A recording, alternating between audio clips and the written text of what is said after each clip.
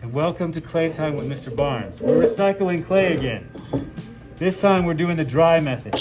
So you need some bone dry clay. It has to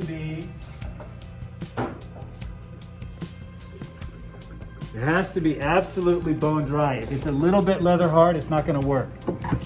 And what you're going to do is break it apart. So I've got big wooden mallets that you can use in class. So what you want to do is you want to hit this as hard as you can, right? To break it apart. No, if you do that, it's going to explode and go everywhere. So you want to do firm but like small little hits. And you need to break all of this clay apart.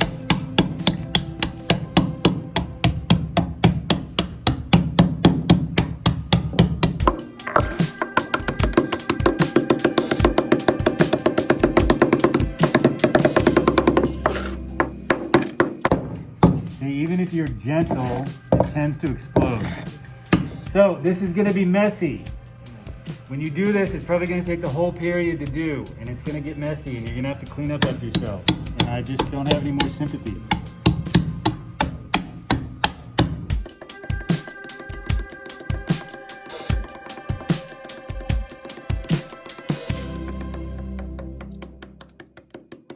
You're definitely going to have to sweep around your table because even if you're careful, some of these pieces are just going to fly off the table.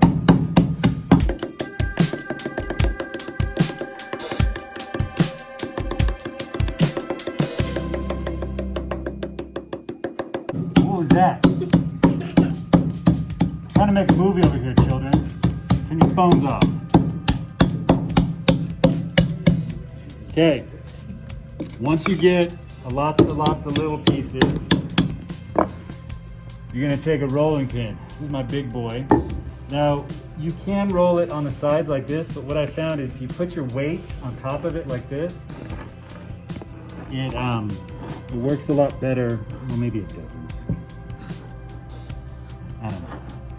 So you're going to kind of roll this forward, and you need to grind this all into a powder. So kind of grind a little bit, and then once it's a powder, pull it towards you and grab a little bit more. You want this to be as fine a powder as you can make it.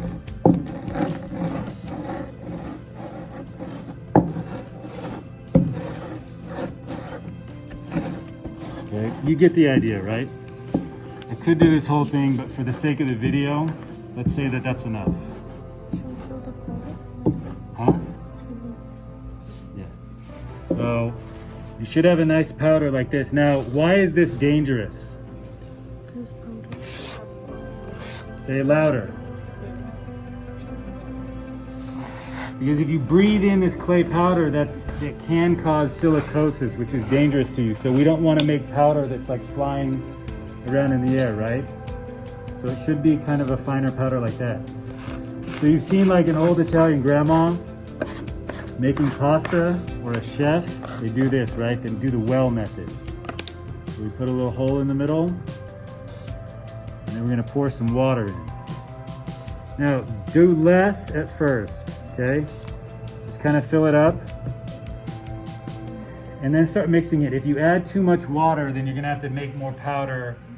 And so maybe have a little bit of extra powder. Don't use all of your powder all at once, just in case. Oh no.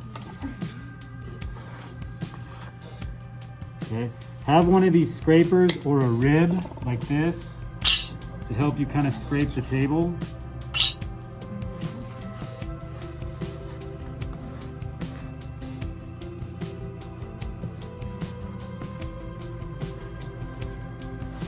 So get it to where the clay kind of stops feeling sticky. Actually, I think we probably got it. It was probably just about the right amount of water. But what do I have to do now? We don't call it kneading. What do we call it? We wedge it. You see how it's sticking to the table like this? Okay, one thing that you can do is scrape up all the clay that you're using. Get it off the scraper. And go over here to the wedging board. So follow me over here. The wedging board, the clay doesn't stick as much to the wedging board. So you can wedge your clay on here. See how it's not sticking quite as much? And then you gotta wedge it. Now, how many times do you need to wedge it?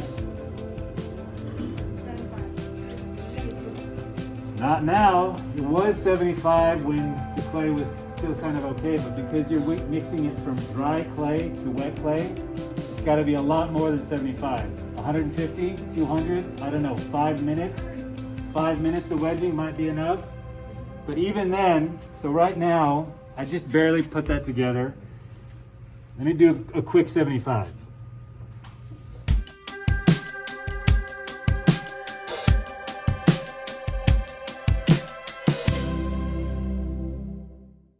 Okay. Okay, witness for me. Does this feel soft? Does it feel like normal clay? Okay, but it's not. It's not normal clay yet. And how I can know that is I can take a little piece and roll it in a coil like this and try and wrap it around my finger. And see how it breaks like that? So that means that it's short clay. It's not plastic enough yet. So either we need to keep wedging it, or we can add a little bit more water, but we still need to wedge it. And you've got to wedge it 75 full times. So wedge it 75 times, then put it in your bag. The white bags are the best, but if you don't have a white bag, use 2 of the black bags. Double bag it, okay? And then tomorrow, wedge it again, and then your clay should be okay to use. So you see why it would be helpful to work with a partner. One of you can be pounding, one of you can roll, somebody else can kind of mix, right? This is gonna be a big enterprise.